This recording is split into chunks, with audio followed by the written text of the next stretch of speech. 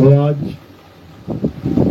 परम पिता परमात्मा की अपार कृपा से जयपुर में ये मूल ज्ञान का सत्संग होने जा रहा है। बहुत बड़े भाग होते हैं उन जीवों के जो इस मूल ज्ञान के सत्संग को अपने पूरे जीवन काल में एक बार भी सुन पाते हैं, और उससे भी बड़े भाग होते हैं उन जीवों के जो इस सत्संग को थोड़ा सा भी समझ पाते हैं, क्योंकि ये सत्संग समझना आम इंसान के बस की बात नहीं है। ये कोई वो सत्संग नहीं है कि राम जी की कथा सुना दी, शंकर जी की कथा सुना दी, कृष्ण जी की लीलाएं बता दी, तालियां बजवा दी, जयकारे लगवा लिए, चढ़ावा चढ़वा लिया, हो गया काम। ये वो सत्संग नहीं है। ये वो सत्संग नहीं है जिसमें कथा कहानियां चलती हैं। ये वो सत्संग है जिसमें हमें उस असीम ताकत, उस असीम पावर का, उस आत्म देव का जिक्र समझ में आता है। ये वो सत्संग है जहां पे हमें पता लगता है कि आत्मा नाम की भी कोई चीज है जो चींटी से लेके हाथी तक, हाथी से लेके वेल मछली तक, ये जीवाणु विषाणु कीटाणु, ये देवी देवता भैया भवानी पितर, जितना भी तुम्हें कुछ दिखाई दे रहा है, जो भी तुमने अपने जीवन में कुछ सुना है, उन सबको चला रही है। उन सबको चलाने वाली ताकत का क्या नाम है? आत्मा। तुम्हारे शरीर को सुबह से लेके शाम तक चला रही है, खिला रही है, पिला रही है, नहला रही है, धुला रही है। किसकी वजह से? आत्मा की वजह से। तो आज उसी आत्म ज्ञान का, उसी आत्मा के ज्ञान का आज यहाँ पे प्रचार होगा। तो सबसे पहले परमात्मा के नाम पे एक जयकारा लगाएंगे और फिर सत्संग शुरू करेंगे। बोलिए परमपिता परमात्मा की, सदगुरु बंदी छोड़ कबीर साहिब की, सभी संतों की, सभी भक्तों की, आज के आनंद की, सकल हंस को बंदगी, साहेब बंदगी, सतनाम। तो जैसा मैंने समझाया कि केवल एक आत्मा ही है जो हर शरीर को ताकत दे रही है, सब जीवों को इस दुनिया में जीवन दे रही है। अगर आत्मा ना हो तो यहां कुछ भी चलायमान नहीं रहेगा। तुम्हारे माता, तुम्हारे पिता, तुम्हारे भाई बंधु सखा, ये तुम्हें हिलते डुलते नजर आ रहे हैं ना, आत्मा की वजह से। खा रहे हैं, पी रहे हैं, बातें कर रहे हैं, आत्मा की वजह से। जिस दिन शरीर को आत्मा ने छोड़ दिया, उस दिन वो तुम्हारी किसी बात का जवाब तक नहीं देंगे। तुम रोते रह जाओगे, गिड़गिड़ाते रह जाओगे, पापा कुछ बोलो, मम्मी कुछ बोलो, ये आवाज ना निकलने वाली जो आज निकल रही है। किसकी वजह से? आत्मा की वजह से। इस दुनिया में जितने भी जीव तुम्हें दिख रहे हैं, ये सब आत्मा की ताकत से ही चल रहे हैं। इसलिए कबीर साहब ने अगर इस दुनिया में कोई ज्ञान दिया है जीवों को, तो कौन सा ज्ञान दिया है? आत्म ज्ञान। कह रहे जल में मीन प्यासी, मोहे देखत आवे हासी, आत्म ज्ञान बिना नर भटके, कभी काबा कभी काशी। कहते हैं आत्मा के ज्ञान के बिना ये नर रूपी जीव ये गली गली में भटक रहा है, ये मंदिर मस्जिद गुरुद्वारों में भटक रहा है, ये तीर्थ स्थानों पे भटक रहा है, ये हर जगह भटक रहा है। इसको चैन नहीं मिल रहा। कभी एक दर पे जाता है, कभी दूसरे दर पे जाता है, ये दर दर का भिखारी बन गया है, केवल एक ज्ञान ना होने के कारण। और उसका क्या नाम है? आत्म ज्ञान। इस आत्मा का ज्ञान जब तक तुम्हें नहीं हुआ, तब तक किसी की खोज समाप्त नहीं हो सकती, किसी की दौड़ समाप्त नहीं हो सकती। कभी इधर भागोगे, कभी उधर भागोगे। तो साहिब यही समझा रहे हैं कि जब लग ना चीनोगे आत्म, तब लग ना मिली है परमात्म। आत्म चीने परमात्म चीने, संत कहावे सोए, और यह भेद काया से न्यारा, बूझे बिरला कोई। ये जो भक्ति है ये काया से न्यारा, ये शरीरों से परे की भक्ति है। इसमें किसी प्रकार के देवी देवताओं के शरीर, किसी प्रकार के त्रिदेवों के शरीर, किसी प्रकार के पितरों के, भूत प्रेतों के शरीर नहीं पूजे जाते। इस भक्ति में किसी भी देह की महिमा नहीं है। इस भक्ति में कोई राम जी के शरीर की महिमा नहीं, कोई कृष्ण जी के शरीर की महिमा नहीं, कोई राधा जी के शरीर की महिमा नहीं, कोई शंकर जी के शरीर की महिमा नहीं। किसी शरीर की महिमा नहीं है। यहां किसकी महिमा है? यहां केवल एक ही देव है, देवों का देव है। कौन है? देवों का देव, महादेव, आत्मदेव। ये आत्मदेव है। बिना इसके ना तो शंकर जी हिल डुल सकते हैं, बिना आत्मदेव के ना तो राम जी कृष्ण जी चल फिर सकते हैं। समझ लो, बिना आत्मा के कोई चल सकता है क्या? एक भी जीव नहीं चल सकता। इसी आत्मा की महिमा जो भगवान कहला रहे हैं वो गाते हैं। कृष्ण जी भगवान कहलाते हैं। गीता पढ़ के देखो क्या लिखा है। हे अर्जुन, इस दुनिया में अगर कोई सत्य है तो वो आत्मा है। ये नहीं लिखा कि वो मैं हूं, ये नहीं लिखा कि वो भोले शंकर हैं। इस दुनिया में कोई सत्य है तो वो शिव है, ये नहीं बोला। क्या बोला? हे अर्जुन, इस दुनिया में अगर कोई सत्य है तो वो आत्मा है। क्यों? कारण क्या है? हे अर्जुन, इस आत्मा को ना तो कोई पैदा कर सकता है, इस आत्मा को ना तो कोई मार सकता है। ये आत्मा अजन्मा है, नित्य है, शाश्वत है, पुरातन है। ये आत्मा ही सत्य सनातन है। इस आत्मा का कोई आदि और अंत नहीं है। बाकी जिसकी भी तुम पूजा करते हो लगा लो हिसाब, आदि अंत है कि नहीं है। कृष्ण जी द्वापर युग में आए और द्वापर युग में ही चले गए, पैर में तीर लगा, शरीर का नाश हो गया, तो आदि और अंत है कि नहीं है।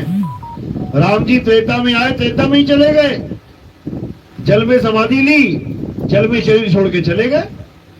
शरीर का क्या हुआ? जल में गल गया। लेकिन आत्मा, आत्मा वो है जिसे ना तो कोई शस्त्र काट सकता है, ना अग्नि जला सकती है, ना वायु सुखा सकती है, ना जल भिगो सकता है। इस आत्मा को जल गला नहीं सकता। ये आत्मा ऐसी ताकत है। लेकिन दुख के साथ ये कहना पड़ रहा है कि ये ज्ञान हमारे ग्रंथों में हजारों साल से है। ज्ञान तो ग्रंथों में पड़ा हुआ है, लेकिन ज्ञानी कोई नहीं मिल रहा है। ज्ञानियों का अकाल पड़ गया है। ज्ञान तो भरपूर है ग्रंथों में, लेकिन ग्रंथ पढ़ने के बाद भी कोई नहीं समझ पा रहा कि इस आत्मा को कैसे जाने। केवल लिखा हुआ पढ़ने से थोड़ी नहीं पता लग जाएगा। लिखा हुआ पढ़ने से अगर आत्मा, लिखा हुआ तुमने पढ़ लिया और तुम्हें ज्ञान हो जाए तो एक भी पत्थर की मूर्ति पूजी ना जाती। सारे गीता पढ़ते हैं, अरे जो गीता पढ़ रहे हैं वही पत्थर पूज रहे हैं। अगर गीता पढ़ने से ज्ञान हो जाता इनको, आत्मा का ज्ञान हो जाता, तो कोई पत्थर पूजता ही नहीं।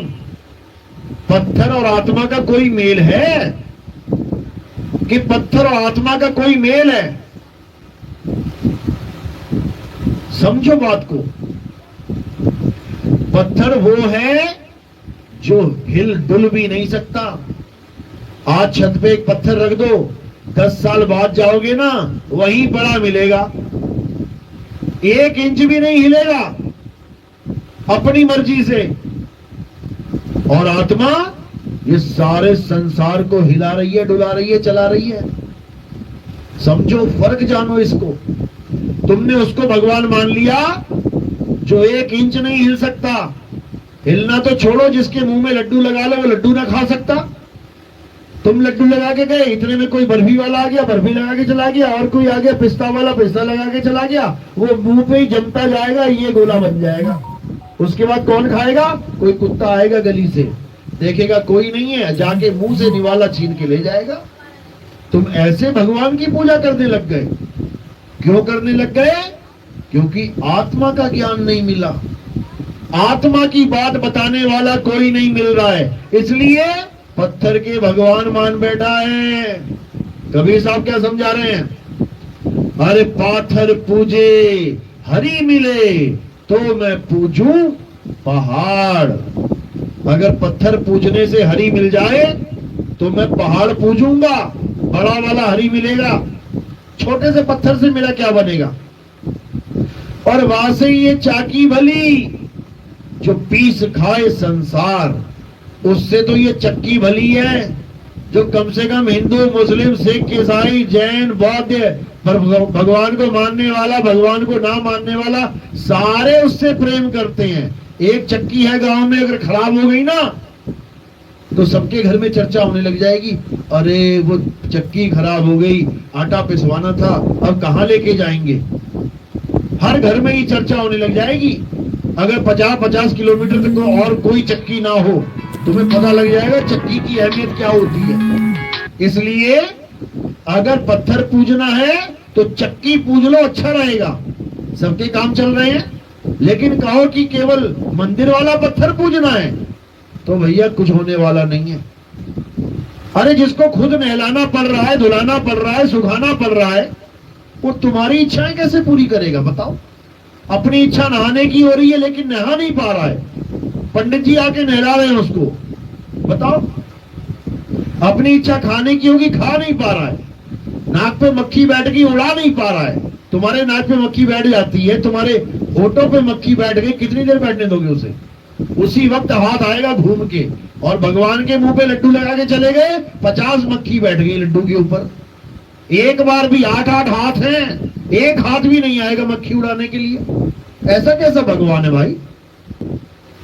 इसको कैसे भगवान मान लिया? ये पत्थर हैं, ये तुम्हारी आस्था का दुरुपयोग किया जा रहा है। तुम्हें भगवान से प्यार था, पत्थर से नहीं। तुम्हें राम से प्यार था, श्याम से प्यार था, हनुमान से प्यार था, शंकर जी से प्यार था, पत्थर से नहीं।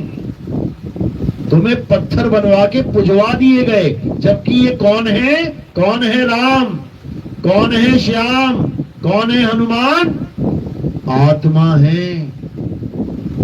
पढ़ो गीता में क्या लिखा है?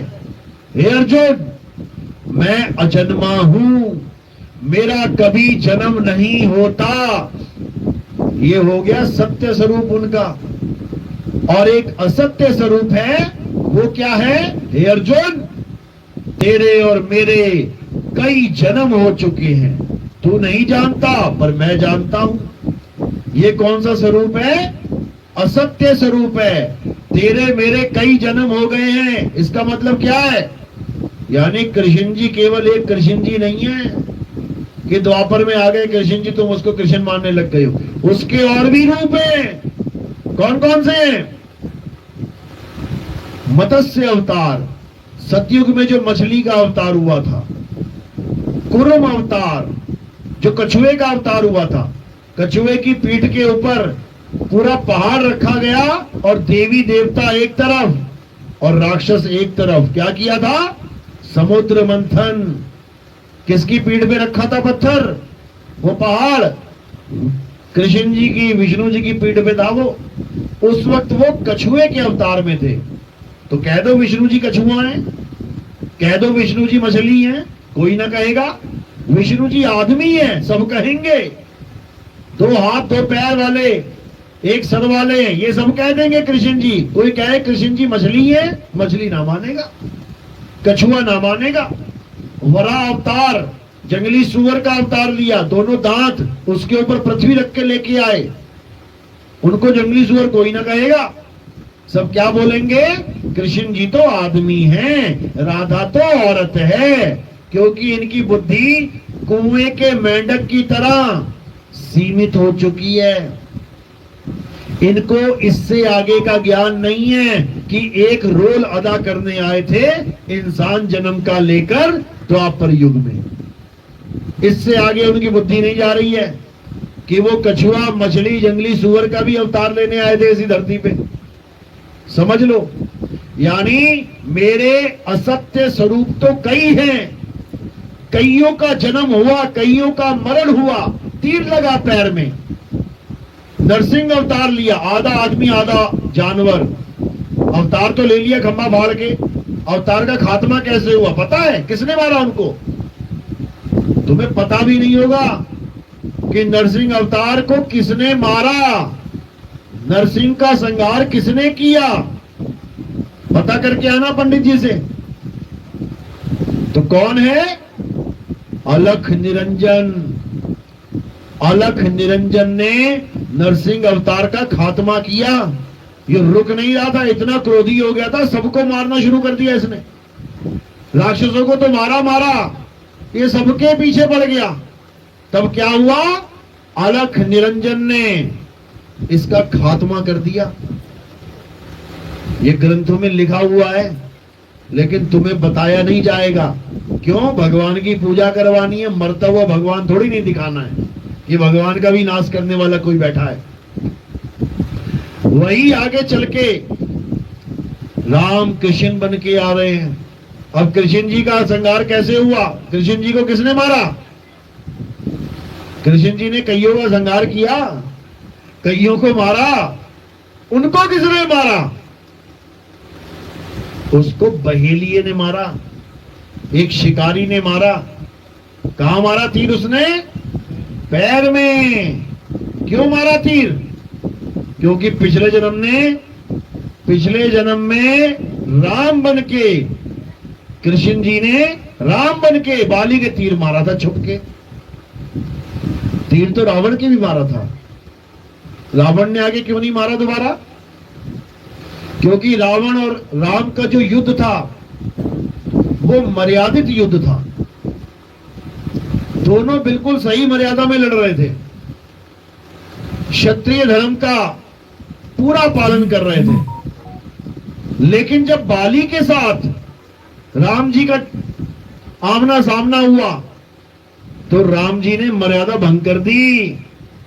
राम जी ने मर्यादा भंग कर दी। कैसे? पेड़ के पीछे छुप के दोनों भाइयों को लड़ते हुए बीच में तीर मार के उसको जान से मार दिया। ये क्षत्रियों की मर्यादा नहीं है। ये युद्ध का जो नियम है वो नहीं है कि तुम दो लोगों को, वो भी निहत्थे, आपस में लड़ रहे हो और तुम बीच में आके उनको गोली मार दो या उनको तीर मार दो। ये कोई मर्यादा नहीं है भाई, ये भंग है। और मर्यादा जो भंग करेगा उसको सजा मिलेगी। कौन देगा? अलख निरंजन। वो किसी को नहीं बख्शता। जो गड़बड़ करेगा उसको फल मिलेगा, फिर चाहे राम हो चाहे कृष्ण जी हो। तो राम जी ने जो मर्यादा तोड़ी तो बाली ने मरते मरते श्राप दे दिया राम जी को। क्या दिया? कि हे राम, जैसे तूने मुझे धोखे से मारा है, तुमने क्षत्रिय धर्म को भंग किया है, वैसे ही मैं तुम्हें एक दिन तीर मारूंगा। ये कह के चला गया। अब जो श्राप दिया वो तो लगना ही है। ये श्राप ना छोड़ता पीछा। कितने युग तक पीछा किया श्राप ने? एक युग तक। एक युग के बाद राम जी आए कृष्ण बन के, श्राप ने पीछा ना छोड़ा। और तुम सोच रहे हो मैं भगवान जी की पूजा करता हूं, मुझे कोई श्राप नहीं लगेगा और मुझे कोई दुख नहीं आएगा। अब भगवान जी का श्राप पीछा नहीं छोड़ रहा, तेरा कैसे छोड़ेगा? तुम सारी दुनिया को दुखी कर रहे हो, सोच रहे हो मैं तो पूजा करता हूं खाटू श्याम की, हारे का सहारा खाटू श्याम हमारा। वो तो एक राक्षस था जिसका गला कृष्ण जी ने पहले ही कटवा लिया। राक्षस था कि नहीं था वो? तुम राक्षस के सहारे बैठे हो बचने के लिए, यहां कृष्ण जी को तीर खाना पड़ रहा है। कौन बचाएगा तुम्हें? पता है ना खाटू श्याम कौन थे? कौन थे? राक्षस थे हिडिंबा के। कौन था हिडिंबा के? पोते। हिडिंबा कौन थी? राक्षसनी थी, तुम्हारे राजस्थान की थी वो। तुम्हारे राजस्थान की थी। जहां वो मिली थी मैं गया था वहां पे, मैं यही देख रहा था मुझे ना मिल जाए कहीं कोई हिडिंबा।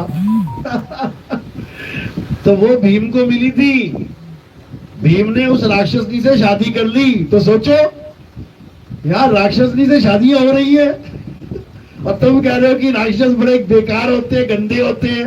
वो शादियां करके बैठे हैं पांचों पांडवों में से एक, और तुम्हें लग रहा है राक्षसनी बड़ी गंदी चीज होती होगी। समझो, तो राक्षसनी से जब ब्याह हो गया भीम जी का, तो एक लड़का पैदा हुआ। क्या नाम था उसका? घटोत्कच। अब ये आगे जो खाटू श्याम है, ये घटोत्कच का लड़का है। समझो, घटोत्कच भी राक्षस योनि में है। समझ लो।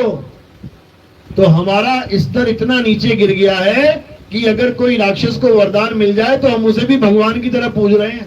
रावण को भी मिला था, उसको भी पूज लो, उसको भी पूज लो। वो भी बहुत सारे वरदान लेके बैठा हुआ शंकर जी से, उसको भी पूज लो।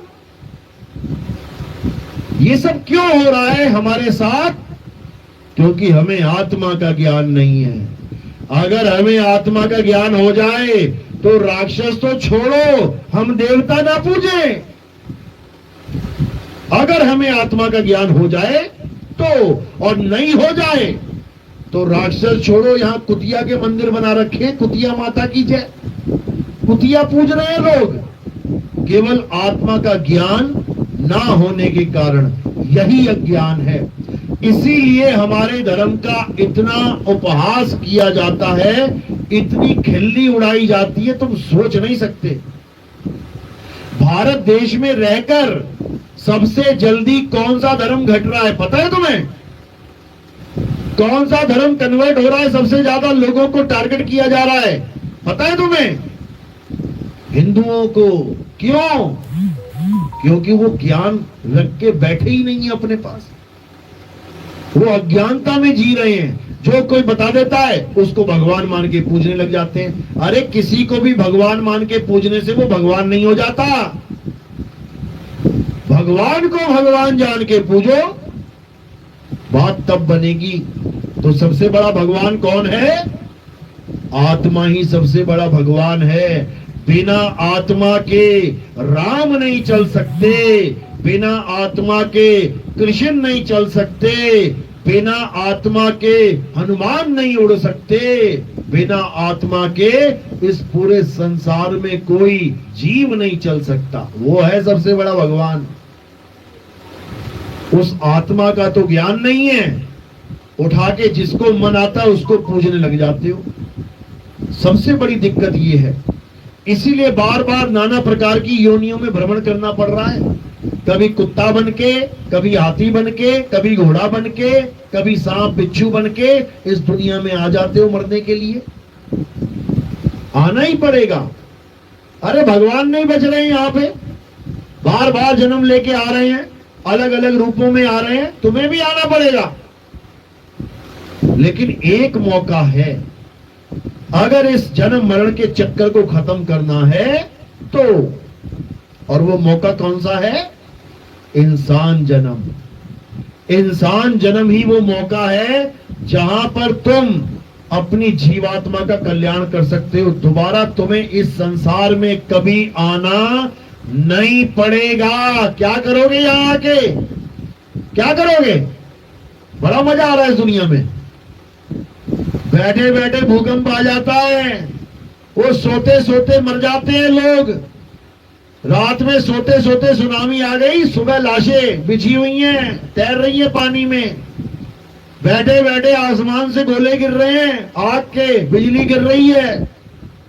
बैठे बैठे बादल फट जाता है, पूरा गांव बह जाता है। बड़ा मजा आ रहा है यहाँ पे, बड़ी अच्छी जगह आ गए हो। स्विट्जरलैंड गए, ये मजे करने आए हो। यहाँ पल पल मौत खड़ी है। वो देखो कश्मीर में गए थे लोग घूमने, पार्टियां मनाने, क्या हुआ? लाशें आ रही है घर को, रो रहे हैं लोग। क्यों? क्योंकि यहाँ पल का भरोसा नहीं है, पल का भरोसा नहीं है। इल्जाम किसी मुसलमान पे नहीं दे सकते कि मुसलमान ने मार दिया। अरे तुम्हारा भगवान है, भगवान बचा क्यों नहीं पाया? फिर तो मुसलमान भगवान से भी बड़ा हो गया। तुम पूजा कर रहे हो भगवानों की, दिन रात तुम अगरबत्ती धूप लगा रहे हो, तुम मंदिर में मंदिर बना रहे हो, और मुसलमानों की गोलियों से तुम बचा ना पाए भगवान अगर तुम्हें, तो क्या फायदा ऐसे भगवान को पूजने का?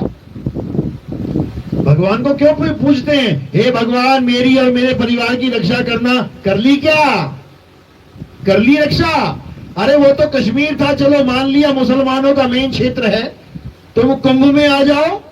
कुंभ में तो तुमने मुसलमान की एंट्री भी बंद कर दी थी, एक भी मुसलमान नहीं था वहां पे, तो क्या बच गए? बच गए क्या? भगवान की नगरी में घुस के काल भगवान ने मारा तुम्हें। क्योंकि ये दुनिया ही काल की है, यहां एक पल का भरोसा नहीं है कि यहां बाहर और अंदर कब क्या हो जाए। समझो बात को। इसीलिए कबीर साहब कह रहे हैं, रहना नहीं देश बेगाना है। ये हमारे परमात्मा का देश नहीं है। अगर तुम अपना मकान भी बनाते हो ना, इतनी सेफ्टी सिक्योरिटी से बनाते हो कि मेरे बच्चे को कोई तकलीफ ना हो जाए। अगर बिजली के सॉकेट भी लेके आ रहे हो तो देख रहे हो ISI मार्का, हाँ इससे करंट नहीं लगेगा। तुम इतनी केयर कर रहे हो अपने बच्चों की, और ये दुनिया कैसी बना दी परमात्मा ने, जहां पे पल का भरोसा नहीं कब तुम्हारे साथ क्या हो जाए। इस चीज को दिमाग से निकाल दो कि ये परमात्मा ने दुनिया बनाई है।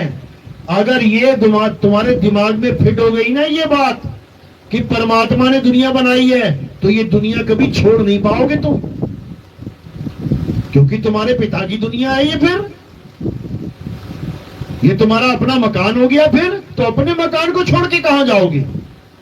धक्के खाने पड़ेंगे। इसलिए कबीर साहब कह रहे हैं कि साधो निरंजन जाल पसारा। ये निरंजन का जाल है। कौन सा निरंजन का? अलख निरंजन। अभी तुम्हें नहीं पता अलख निरंजन कौन है, केवल नाम ही सुना है तुमने, अलख निरंजन। और साथ में क्या जोड़ दिया? सब दुख भंजन। अच्छा जी, बहुत बढ़िया। देखो तो सही, पूरी शातिर चाल के साथ आता है ये, अलख निरंजन सब दुख भंजन। वाह भाई वाह। और दुख दे कौन रहा है ये भी बता दो। फिर क्यों गवा रहे? मारने वाला है भगवान, बचाने वाला है भगवान। सारे दुख तुम्हारे वही काट रहा है, तो दुख दे कौन रहा है? वही दे रहा है। सारे कर्मों का फल कौन दे रहा है? वही दे रहा है। कर्म करवा कौन रहा है? वही करवा रहा है। सबके अंदर बैठा हुआ है ये अलख निरंजन। तुम्हारी गाड़ी की स्टीयरिंग उसके हाथ में है, जहां चाहे मोड़ देता है। जाना दिल्ली, पहुंचा पंजाब देता है ये, समझ लो। देख लो, जाके पूछ लो जेल में जितने बैठे हैं, हाँ भैया तू जेल में कैसे आ गया? अरे अच्छा खासा खेतों में जा रहा था, पता नहीं बुद्धि कैसे भ्रष्ट हो गई, किसके पास चला गया, झगड़ा हो गया, मैंने पत्थर मारा, बंदा मर गया। बताओ, जा रहा था खेतों में और पहुंच गया किसी का कत्ल करने के लिए। बताओ, समझो क्यों? क्योंकि स्टीयरिंग किसी और के हाथ में है। कौन है वो? अलख निरंजन, यानी तुम्हारा अपना मन। यही है अलख निरंजन। जहां तुम कहीं रहे हो, बीच में मन में कुछ हुआ, अरे क्या बात है, चले देखे जरा। जहां कहीं और रहे हो, पहुंचा कहीं और देता है। उसके बाद जूते पड़ेंगे अलग, गालियां खाएगा अलग, जेल जाएगा अलग। समझ लो, इतना शातिर है ये मन कि भगवान को भी भगत से श्राप दिलवा देता है। जो सारी उम्र श्रीमन नारायण नारायण कर रहा था, कौन था वो? कौन था? नारद मुनि।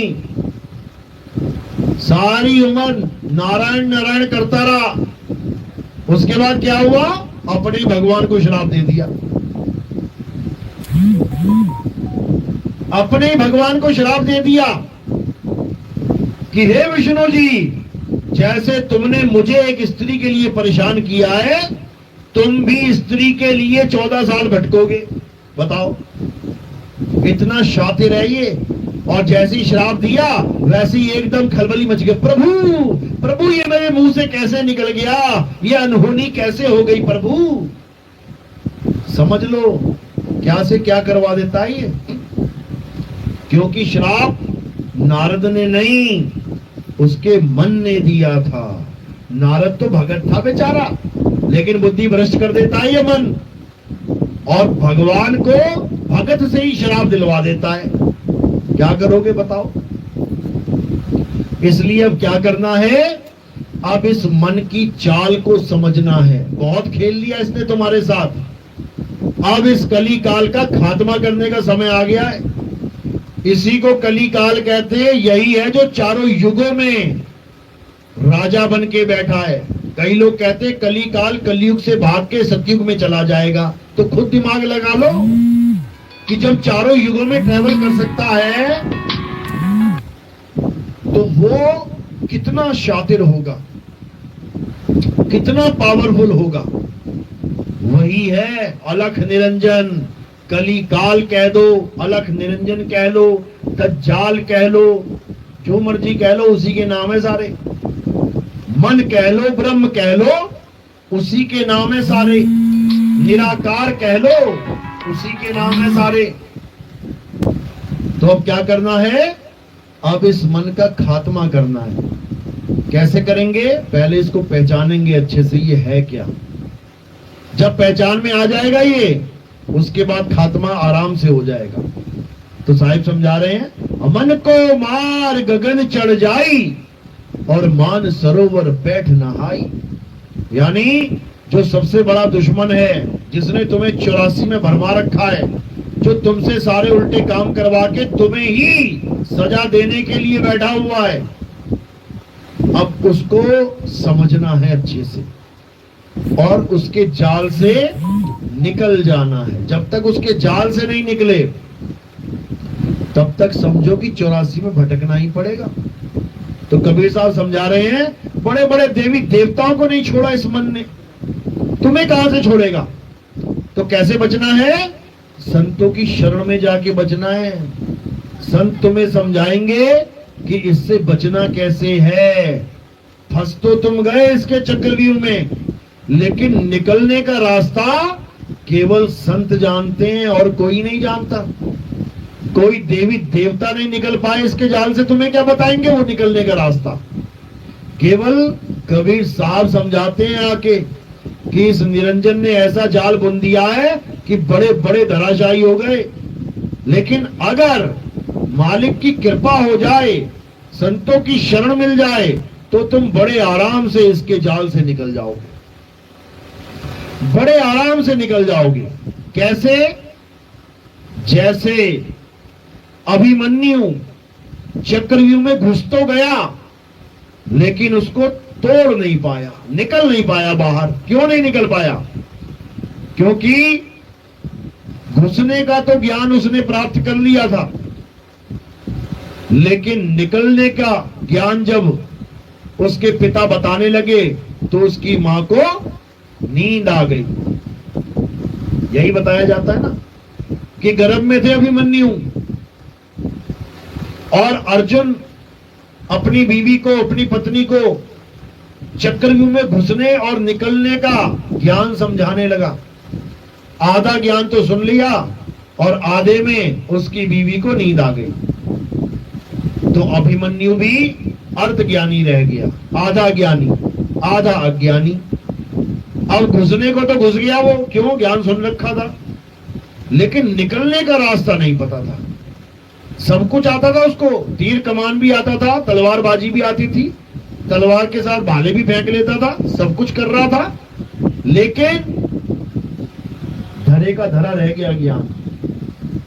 क्यों? क्योंकि निकलने का ही रास्ता नहीं पता है। अब तलवार क्या करेगी और धनुष बाण क्या करेगा? इसी प्रकार हम भी वही अभिमन्यु हैं जो घुस तो गए इस दुनिया में, अब निकलने का रास्ता नहीं मिल रहा है। कैसे निकले? घुस तो सारे गए, ये तुम्हें जितने भी दिख रहे हैं ना, ये सब इसी में घुसे हुए हैं दुनिया में। और किसी को भी पकड़ के पूछ लेना रास्ते में, भैया सुनो मेरी बात, हाँ बताओ, ये मरने के बाद जाएंगे कहाँ? भाई मुझे तो नहीं पता, किसी और से पूछ लेते हैं। तुम सारी दुनिया में पूछ लो कि मरने के बाद कहाँ जाना है, क्या बोलेगा ज्यादा से ज्यादा बंदा? अरे गोलोक में चलेंगे, अरे शिवलोक में चलेंगे, अरे ब्रह्मलोक में चलेंगे, सतलोक में चलेंगे। बस तुम इनसे इतना पूछ लेना कौन सी दिशा में है ये जिसका नाम ले रहे हो तुम, स्वर्ग का, महास्वर्ग का, ये पूर्व दिशा में है कि पश्चिम दिशा में, उत्तर दिशा में कि दक्षिण दिशा में, ये आसमान में है कि पाताल में है? कहां ये? देखो कैसे मुंह छुपाते फिरते हैं। इनको कुछ नहीं पता कि जाना कहां है। कई लोग कहते हैं हम तो गोलोक में जाएंगे, कृष्ण जी के पुजारी, उनको पूछो ना कहां जाओगे? ऐसा तोते की तरह रटा रखा है कि गोलोक में ही जाना है। वहां जाके क्या होगा? वो परम धाम है, वहां आनंद ही आनंद है, आराम ही आराम है। अच्छा जी, सुदामा भी गया था गोलोक में आराम लेने, आनंद लेने। क्या हुआ वहां पे? राधा ने श्राप दे दिया, राक्षस बन के आना पड़ गया, शंख चूड़ राक्षस बन के जन्म लेना पड़ गया। गोलोक में जाने का मजा है ये, तुम भी चले जाओ। कृष्ण जी के परम मित्र को नहीं छोड़ा राधा ने, श्राप देके राक्षस बना दिया। तुम क्या मामा के लड़के लगते हो कृष्ण जी के? इतना बुरा हाल है। हर लोक में कहीं भी चले जाओ लग जाएगा पता, क्योंकि सारे लोक माया के लोक हैं। ये माया प्रधान लोक हैं, यहां माया का खेल चलता है। कबीर साहब ने अपनी बाणी में समझा रखा है, लेकिन समझ में नहीं आ रहा किसी को।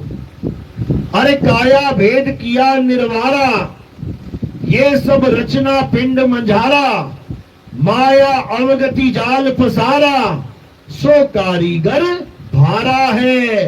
आदि माया कीनी चतुराई, झूठी बाजी पिंड दिखाई, अवगति रचना रची अंड माही, और वाका प्रतिबिंब डाला है। ये गोलोक, शिवलोक, ब्रह्मलोक, फलाना लोक, ठिकाना लोक, ये सब माया का खेल है। ऐसा नाच नचाएगी तुम्हारी हालत खराब हो जाएगी। इसलिए अब ना कहीं आना, ना कहीं जाना, रूप में रूप समाना, आपे में आप समाना। बस इतना सा काम है। अपने स्वरूप में सिद्ध हो जाओ, अपने स्वरूप में स्थिर हो जाओ, माया का खेल ही खत्म हो जाएगा। जिस माया से तुम बचना चाहते हो ना, तुम उसी की पूजा में लगे हुए हो, इसलिए बच नहीं सकता कोई भी। तो क्या करना है? माया से परे उस आत्म देव को जानना है, जहां माया की दाल गलने वाली नहीं है, उसको जानना है। तो कबीर साहब क्या कह रहे हैं? जब लग ना चीनोगे आत्म, तब लग ना मिली है परमात्म। आत्म चीने तो परमात्म चीने, और संत कहावे सोए, यह भेद काया से न्यारा। काया का खेल नहीं है यहाँ पे कि तुम गोलोक में भी कृष्ण जी और सुदामा जी बन के बैठे हो। वहां पे यहीं रह जाएगा तुम्हारा शरीर, ये सारा शरीर यहीं जल जाएगा, फूक जाएगा। शरीरों का खेल नहीं है ये। तो कह रहे हैं यह खेल शरीरों से परे का है, आत्मदेव का खेल है ये आत्मा का खेल है। यहाँ काया नाम की कोई चीज नहीं है, काया खेल खत्म। तो कबीर साहब यही समझा रहे हैं, तुम्हें तुम्हारा असली स्वरूप बता रहे हैं। क्या स्वरूप है तुम्हारा? ये आदमी औरत मत मान लेना अपने आप को, मैं आदमी हूं, मैं औरत हूं। क्या है आदमी औरत? ये हड्डी का ढांचा, ये मांस के लोथड़े चीथड़े, ये किडनी लीवर, ये सारा सिस्टम अंदर फिट कर दिया, ऊपर से खाल चढ़ा दी बढ़िया, गोरी गोरी काली काली भूरी भूरी, और लगा दिए बाल बढ़िया स्टाइलिश, और बन गए तुम। ये तुम नहीं हो, ये तुम नहीं हो। ये क्या है? ये हार्ड मास का मल मूत्र का भांड है, ये भांडा बोलते हैं जिसे, बर्तन। ये तुम नहीं हो। तुम क्या हो? शब्द हमारा, तू शब्द का। अरे सुन मत जा सरक, और जो चाहे निज रूप को, तो शब्द ही ले परख। अगर अपने आप को जानना चाहता है तो पहले तो इस मल मूत्र के भांड को अपना स्वरूप मानना बंद कर दे। यहां पर ऐसे ऐसे संत बैठे हैं जो बड़ी बड़ी बातें करेंगे, बताएंगे तुम मल मूत्र के भांड नहीं हो, और उसके बाद भगवान किसे बता देंगे? कृष्ण जी और राधा जी को। मल मूत्र के भांड वो नहीं है क्या? बिना मल मूत्र के रहते थे इस दुनिया में। खुद को आत्मा समझ रहा है और भगवान को मल मूत्र का भांड बना के रख दिया इन लोगों ने। जबकि कृष्ण जी कौन है? वो अपना स्वरूप स्वयं समझाते हैं, हे अर्जुन मुझे ये शरीर मत मान लेना, शरीर तो हमारे कपड़े हैं। ये शरीर रूपी कपड़े एक दिन जर्जर अवस्था में आके फट जाएंगे, खत्म हो जाएंगे। इनके खत्म होने पर भी हम तुम खत्म नहीं होंगे। तो बता दो कैसे तुम कृष्ण जी को आदमी और राधा को औरत मान रहे हो? ये शरीरों से परे आत्मा है, और तुम भी शरीरों से परे आत्मा हो। अपने स्वरूप को जानो। क्या स्वरूप है तुम्हारा? तुम शब्द स्वरूपी हो। अरे हम हैं शब्द, शब्द हम नाही, हमसे भिन्न और कछु नाही। शब्द न भिन से देही, कहे कबीर हम शब्द सने ही। कहते गलती से मुझे शरीर मत मान लेना तुम लोग। कबीर साहब समझा रहे हैं कि भले मेरा शरीर दिखाई दे रहा है, लेकिन मैं शरीर नहीं हूं। ये तो तुम्हारे उद्धार के लिए मैंने धारण कर लिया है। जैसे कोई युद्ध होने वाला हो तो राजा क्या धारण कर लेता है? कवच धारण कर लेता है, अस्त्र शस्त्र धारण कर लेता है। अब इसका मतलब राजा अस्त्र शस्त्र कवच थोड़ी नहीं हो गया, वो तो उसने धारण किए, आज धारण किए, कल को उतार देगा। तो जब वो उतार देगा तब उसका स्वरूप क्या है वो जानना है। ये तेज पुंज की देही का नाम ले लेके कबीर पंथी क्या कहते हैं कि कबीर साहब कौन है? वो तेज पुंज की देही है। अरे देही तो उन्होंने धारण की है तेरे लिए। अगर वो देही धारण ना करते तेरे लिए तो उनका क्या स्वरूप होता? शब्द स्वरूप। वो शब्द गुरु हैं। गुरु ग्रंथ साहब में वाणी आती है, शब्द गुरु सुरत धुन चेला। ये परमात्मा का स्वरूप बता रहे हैं बाबा नानक कि परमात्मा क्या है? वो शब्द स्वरूप है। लेकिन कौन सा शब्द? हिंदी का शब्द, उर्दू का शब्द, पंजाबी का शब्द, अरबी का शब्द, कौन सी भाषा का शब्द? किसी भाषा का शब्द नहीं है। वो शब्द स्वरूप एक अखंड धुन, एक अखंड नाद है जो सबके सब जीवों को ताकत दे रही है। सब जीव जीवित हैं उसकी वजह से। अगर वो ना हो तो कुछ नहीं होगा यहां पे। तो वही शब्द झनकार परम पिता परमात्मा का स्वरूप है। गरीबदास जी कह रहे हैं बाड़ी में, कोई है रे परले पार का जो भेद कहे झनकार का। ये मंत्र फंतर का भेद देने नहीं आते कबीर साहब कि ये मंत्र जप ले, वो मंत्र जप ले, ओम कलियम हरियम फरियम जप ले। ये सब नहीं चाहिए। क्या चाहिए? शब्द झनकार का भेद चाहिए, क्योंकि शब्द झनकार ही परमात्मा का स्वरूप है और वही तुम्हारा भी स्वरूप है। बस तुम अपने आप को भूल बैठे हो। साहिब समझा रहे हैं, अरे सत्य स्वरूपी नाम साहिब का, सो निज नाम हमारा। मुझ में और उसमें कोई फर्क नहीं है, बस वो जानकार है और मैं अज्ञान अवस्था में बैठा हूं। उसको याद है, मैं भूला बैठा हूं। इससे ज्यादा फर्क कुछ नहीं है, कुछ भी नहीं। और जब ये फर्क खत्म हो जाए, ये अंतर खत्म हो जाए, तो ही मोही और मोही तो ही अंतर कैसा। फिर कोई अंतर नहीं है। लेकिन ये अंतर कौन खत्म करेगा? ये सतगुरु खत्म करेगा। अरे आत्मा परमात्मा एक को करे, अंतर की दुविधा अंतर मरे। ये परमात्मा और आत्मा का अंतर खत्म करने के लिए ही सतगुरु आता है, और वही तुम्हें तुम्हारा निज नाम देता है, तुम्हें तुम्हारा सत्य स्वरूप समझाता है। और जब तुम सत्य स्वरूप को जान लेते हो, तब तुम में और उसमें कोई अंतर नहीं रह जाता। समझ लो। तो सत्य स्वरूप को जानने का एक ही रास्ता है, और वो क्या है? विहंगम चाल। ऐसी भक्ति मिल जाए जिसको विहंगम चाल की भक्ति कहते हैं। तो साहिब समझा रहे हैं कि चींटी की चाल, मकड़ी की चाल, मछली की चाल वाली भक्ति से तुम्हारा कल्याण नहीं होने वाला। कैसे होगा? शब्द विहंगम चाल हमारी, और कहे कबीर सतगुरुदई तारी, खुले कपाट शब्द झनकारी, और पिंड अंड के पार सो देश हमारा है। कर नैनो दीदार महल में प्यारा है। समझा रहे हैं क्या करना है? शब्द विहंगम चाल हमारी।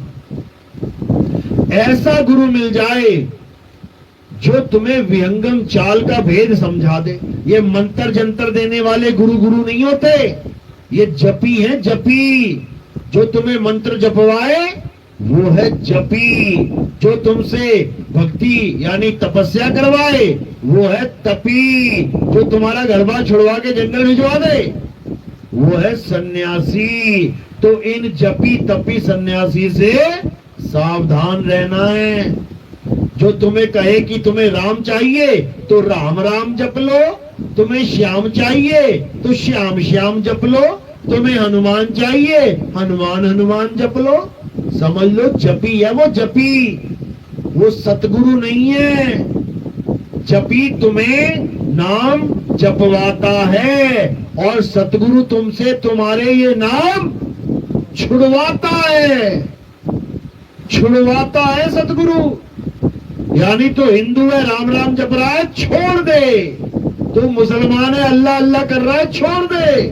तू सिख है, वाहिगुरु वाहिगुरु कर रहा है, छोड़ दे। और तू ईसाई है, गॉड गॉड के पीछे लगा हुआ है, छोड़ दे। तो करूं क्या? अपनी आत्मा को जान। जिस आत्मा की वजह से तेरे मुंह से जय श्री राम, अल्लाहू अकबर, सत श्री अकाल, हालेलुया, यहोवा यहोवा निकल रहा है। किसकी वजह से? आत्मा की वजह से। आत्मा की वजह से तेरे मुंह से हिंदी, पंजाबी, उर्दू, फारसी, अरबी, बंगाली, गुजराती, राजस्थानी, कितनी भाषाएं निकल रही हैं आत्मा की वजह से। तो आत्मा को तो जान नहीं पा रहा है, और आत्मा से निकलने वाली ये सारी आवाजों को पकड़ के बैठ गया। ये सारे मंत्रों को जंत्रों को पकड़ के बैठ गया। सोच रहा है राम राम करने से राम मिल जाएगा। अगर राम राम करने से राम मिल जाएगा तो पैसा पैसा जपने से पैसा भी मिल जाएगा। क्यों काम पे जा रहा है सुबह उठ के? पैसा पैसा कर ले, धन धन कर ले, काम बन जाएगा? नहीं करेगा कभी। यहाँ पे बुद्धि बहुत तेज चलेगी। अरे नहीं भैया, पैसा पैसा जपने से पैसा नहीं मिलता, दिहाड़ी करनी पड़ेगी जाके, तब शाम को रोटी मिलेगी हमें और बच्चों को, तब बुद्धि चल पड़ेगी। लेकिन जब इन जपियों के पास जाओगे तब काल भगवान क्या करता है, तुम्हारी बुद्धि के ताले लगा देता है, सोचने समझने की शक्ति खत्म कर देता है। फिर तुम्हें लगेगा हाँ राम को पाना है तो राम राम ही उसका एकमात्र साधन है, जपना बिल्कुल नहीं। कबीर साहब क्या कह रहे हैं, वो को कहां ढूंढे रे बंदे, मैं तो तेरे पास में, ना मंदिर में, ना मस्जिद में, ना काबे कैलाश में, ना मैं जप में, ना मैं तप में, ना एकांत निवास में। बताओ और क्या बोले वो। अब क्या तुम्हारे मंत्र बोल बोल के मना करें कि ओम कलियम हरियम शरियम नहीं जपना, राम राम नहीं जपना, वाहेगुरु वाहेगुरु नहीं जपना। अब ये लिखे क्या बाणी में, तब तुम्हारे दिमाग में घुसेगी कि कुछ नहीं जपना है। उन्होंने एक ही लाइन में खत्म कर दिया सारा खेल, ना मैं जप में। अब कोई भी जप हो, किसी भी भाषा का जप हो, किसी भी प्रकार का जप हो, नहीं करना है। ना मैं तप में, अब चाहे एक टांग पे खड़े होने वाला तप हो, अब चाहे भूखा रहने वाला तप हो, अब चाहे एक हाथ उठा के, देखा ना बाबा एक हाथ उठा के गालियां दे रहा था सबको, एक हाथ उठा के, चाहे वो तप क्यों ना हो, चाहे पेड़ पे उल्टा लटकने वाला तप क्यों ना हो, चाहे कैसा भी तप क्यों ना हो, एक ही लाइन में खत्म, ना मैं जप में, ना मैं तप में, और ना एकांत निवास में। कि तुम कहो जी मैं घर बार छोड़ के जंगल में चला जाऊं तब परमात्मा मिलेगा, वो हिमालय में बैठे हैं बेचारे घर बार छोड़ के, कोई परमात्मा नहीं मिलने वाला किसी को, वहीं मर जाएंगे, खप जाएंगे, लाशें वहीं बर्फ में पड़े रह जाएंगी।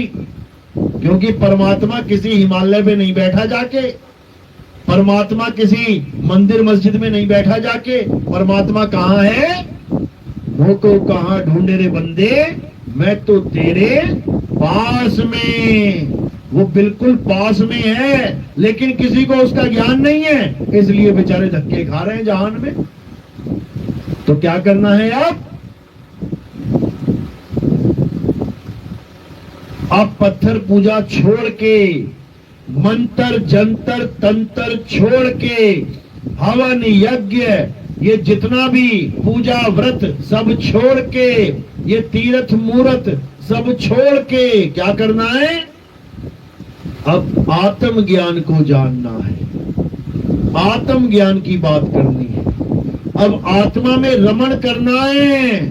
अध्याय 3 17वां श्लोक क्या कहता है गीता का, हे अर्जुन, जो अपनी आत्मा में रमण करते हैं, जो अपनी आत्मा में तृप्त हैं, जो अपनी आत्मा में संतुष्ट हैं, उनके लिए कोई धार्मिक कर्म कर्तव्य लागू ही नहीं होता।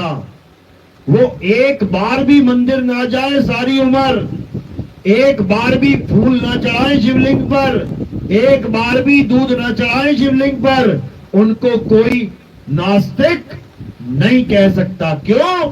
क्योंकि वो आत्मज्ञानी है। उनके ऊपर कोई फार्मूला लागू नहीं होता तुम्हारे धर्म का। अगर मुसलमान आत्मज्ञानी है तो मस्जिद जाने की जरूरत नहीं, कलमा पढ़ने की जरूरत नहीं, 5 टाइम की नमाज पढ़ने की जरूरत नहीं। अगर सिख आत्मज्ञानी हो जाए, उसको किसी गुरुद्वारे में जाने की जरूरत नहीं, उसको किसी बाणी की, कोई कहे कि बाणी ही पढ़ के मुक्ति होगी, किसी बाणी की जरूरत नहीं।